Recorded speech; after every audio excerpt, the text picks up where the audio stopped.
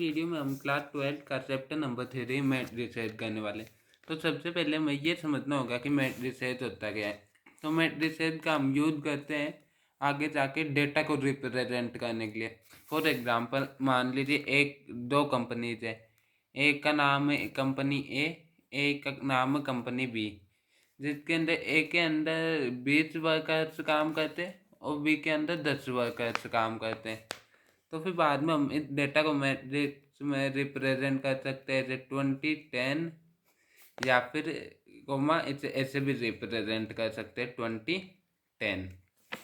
लेकिन अब ए के अंदर वर्कर्स है 20 और बी के अंदर है 10, और ए के अंदर ईच वर्कर की सैलरी 10 रुपीज़, 10 नहीं 100, और बी के अंदर है ईच वर्कर की सैलरी 25 रुपीज़। तो अब हम इसे रिप्रेजेंट करेंगे ऐसे 20 100 और 10 25। हम इसी डेटा को चाहे तो ऐसे भी रिप्रेजेंट कर सकते हैं 20 100 और 10 25। यहाँ पे ये रो इसके अंदर ये वर्टिकल होता है। वर्टिकल यानी कि क्या होता है, ये इस टाइप की लाइन वर्टिकल, ये हॉरिजॉन्टल। जो वर्टिकल होता है उन्हें हम कहते हैं कॉलम, और हॉरिजॉन्टल को हम कहते हैं रो। तो यहाँ पे इसके अंदर हमने एक के बारे में इंफॉर्मेशन को हमने कॉलम के थ्रू रिप्रेजेंट किया है, हर फैक्टरी के बारे में इंफॉर्मेशन को। और इस वाले में हमने फैक्टरी ए के बारे में इंफॉर्मेशन को रिप्रेजेंट किया है रो वन फर्स्ट के थ्रू, और फैक्टरी बी के बारे में रो सेकंड के थ्रू। जो हॉरिजॉन्टल होएगा ये होती है रो, और वर्टिकल होता है ये होता है कॉलम। तो फिर मान लीजिए हमें क्वेश्चन में दे रखा है, क्वेश्चन किस टाइप से पूछा जाएगा बोर्ड एग्जाम में। जैसे कि हमें ये मैट्रिक्स दे रखी है 3 5 12 13 12 नहीं 18 ले लेते यूनिक एलिमेंट 21 34 37 39। अब इसके अंदर हमसे क्वेश्चन पूछा जाएगा कि इस मैट्रिक्स में कितनी रो है और कितने कॉलम। तो पहले रो काउंट कर लेते हैं। ये वाली फर्स्ट रो, ये वाली सेकंड रो, और ये वाली थर्ड रो। ऐसे ही कॉलम, ये वाला फर्स्ट कॉलम, ये सेकंड कॉलम, ये थर्ड कॉलम। ये हो गए 3 रो है और 3 कॉलम है। जैसे इस मैट्रिक्स में 1 2 3 4 5 6, इस वाली मैट्रिक्स में 2 रो है और 1 2 3 कॉलम है। अब इसके अंदर हमसे किसी भी मैट्रिक्स का ऑर्डर पूछा जा सकता है। एक टाइप का सवाल आता है, हमें मैट्रिक्स दे दी जाएगी 3 8 7 5 9 4। इस मैट्रिक्स का ऑर्डर पूछा गया है, तो इसका ऑर्डर होता है, हम यहाँ पे डिनोट करते हैं m×n। यहाँ पे जो m होता है वो होता है नंबर ऑफ रोज, जो कि इसके अंदर कितने, फर्स्ट रो और सेकंड रो, और कॉलम कितने 1 2 3, यानी कि इसका ऑर्डर हो जाएगा 2×3। और अगर हमसे ये पूछा जाए कि इस मैट्रिक्स के अंदर कितनी एंट्रीज है या फिर एलिमेंट है। एंट्रीज या एलिमेंट क्या होता है, इसके अंदर गए हर एक ये सिंगल पार्ट को हम एंट्री या एलिमेंट कहते हैं। जैसे ये भी एक एलिमेंट है, ये भी एक एलिमेंट है इस मैट्रिक्स का। तो फिर इस मैट्रिक्स में टोटल एलिमेंट कितने हो जाएंगे, एक रो में 3 एलिमेंट है, ऐसे ही सेकेंड रो में भी 3 एलिमेंट, यानी कि ये सीधा हमें पता चलता है ऑर्डर, यानी कि m×n, ये नंबर ऑफ रोज को नंबर ऑफ कॉलम से मल्टीप्लाई करने पे हमारे पास में नंबर ऑफ एलिमेंट्स आ जाएंगे, या फिर नंबर ऑफ एंट्रीज, जो कि इसके अंदर है 6 एंट्रीज है।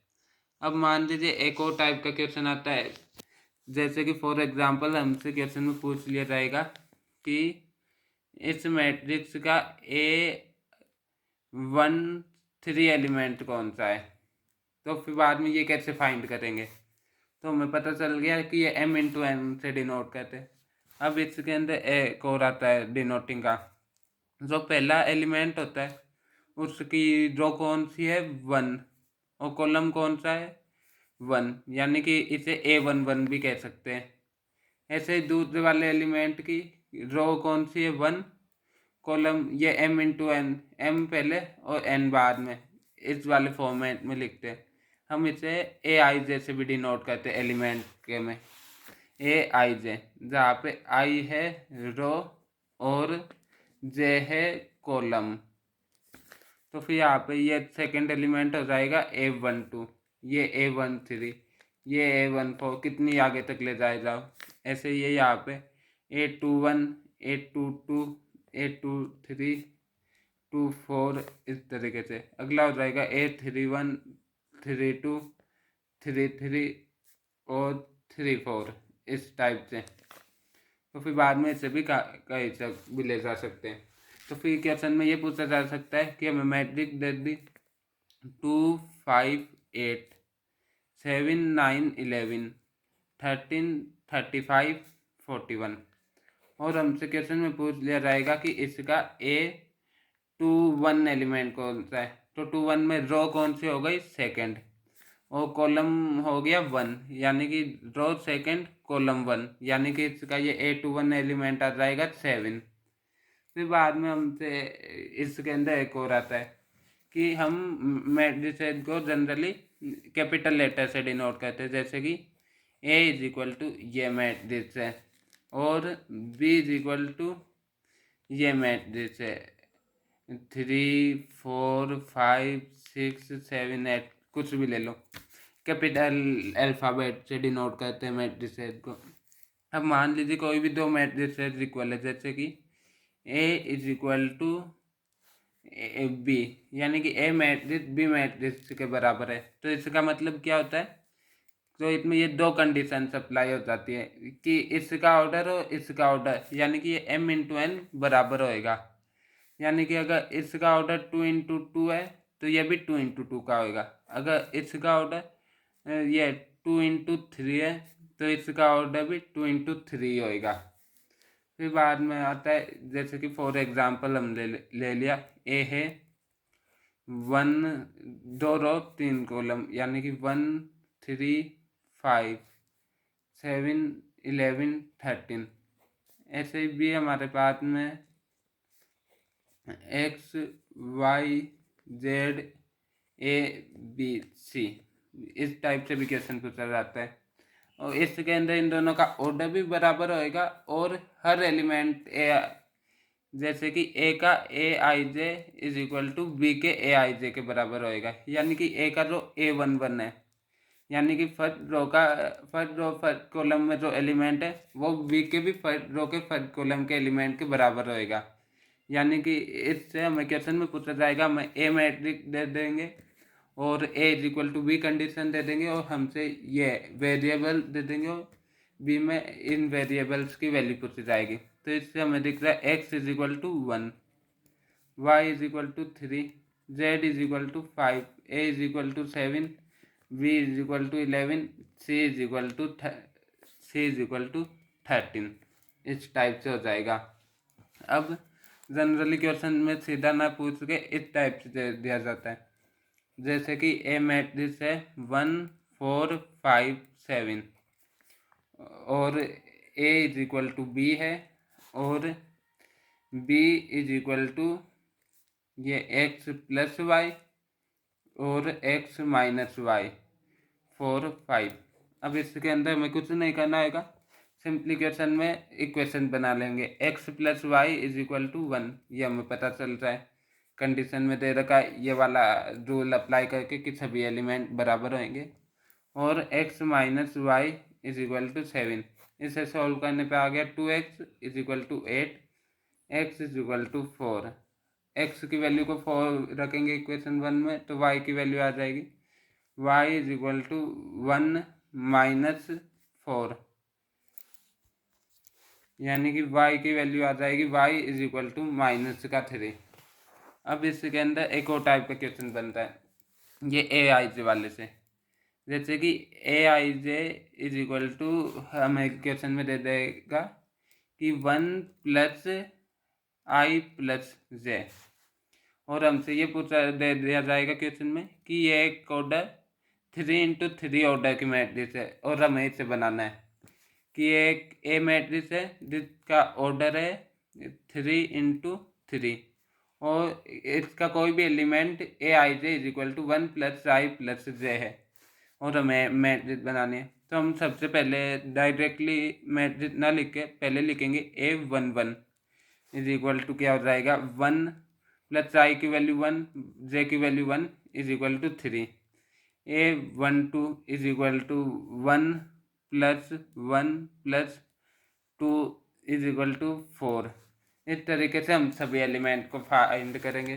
फिर बाद में फाइनली हम ए को लिख देंगे ए इज इक्वल टू ये 3x3 की मैट्रिक्स है। तो फिर बाद में हो जाएगी पहला एलिमेंट हमारे पास में आ जाएगा A11 1 + 1 + 1 यानी कि 3। ऐसे ये इसमें रो नंबर 1 कॉलम नंबर 2 यानी कि ये है A12 उस वाले से ही ए i j is equal to 1 + i + j वाले से ही करेंगे। तो फिर बाद में ये बन जाएगा 1 + 1 + 2 यानी कि 4 5। ऐसे ये नीचे वाले में ये है 821 यानी कि 1 + 2 + 1 यानी कि 4 5 6 5 6 7 आयो।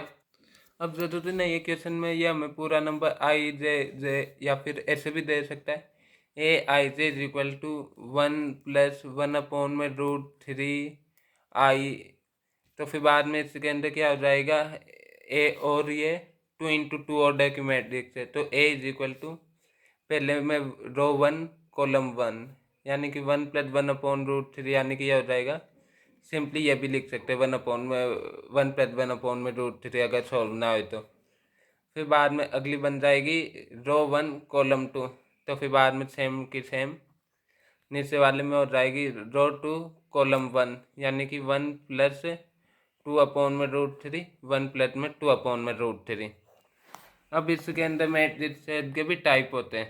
तो सबसे पहला टाइप होता है स्क्वायर मैट्रिक्स। इसे मैट्रिक्स ऐसे भी लिखते हैं और ऐसे मैट्रिक्स भी लिखते हैं।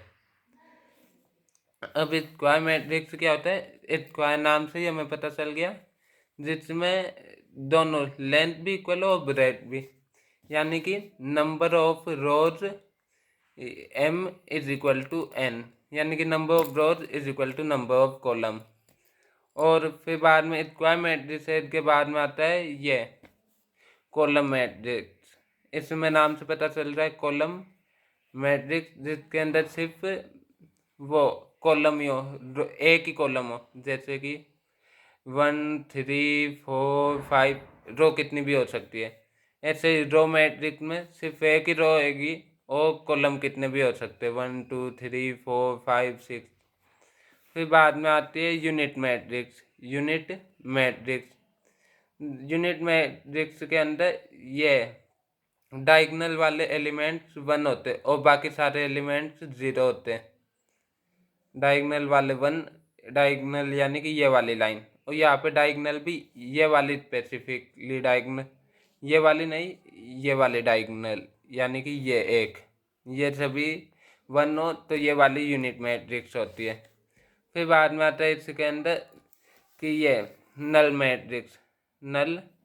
मैट्रिक्स वो मैट्रिक्स जिस मैट्रिक्स के अंदर सभी एलिमेंट 0 हो यानी कि 0 ये भी नल मैट्रिक्स है कोमा ये 0 भी नल मैट्रिक्स ये 0 0 0 ये भी नल मैट्रिक्स 0 0 0 0 0 0 0 0 ये भी नल मैट्रिक्स है।